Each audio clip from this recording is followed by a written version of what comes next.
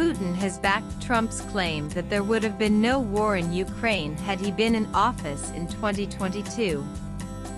He made the remarks in a joint press conference following the historic Alaska summit.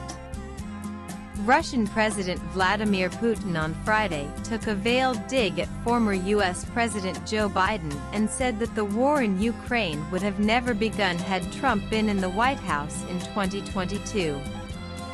He made the remarks during a joint press conference with Trump following the conclusion of their History Alaska summit. Without taking any name, the Russian leader said he had tried a lot to convince Biden to ensure that the situation does not deteriorate, criticizing the former U.S. president's approach to the Ukraine war. Today, when President Trump says had he been the president back then, there would have been no war, and I am quite sure it would indeed be so, Putin.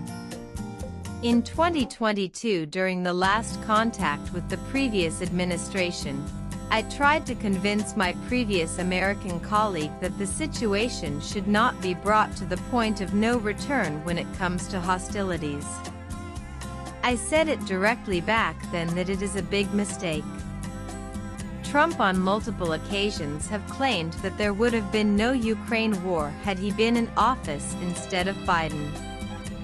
But since he returned to power, Trump has been pushing for a ceasefire in Ukraine, where Russia launched a full-scale invasion in February 2022.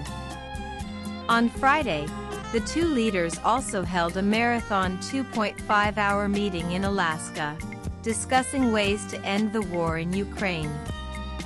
Notably, this was the first in-person meeting between the presidents of the U.S. and Russia since 2021, when Putin met Biden in Geneva.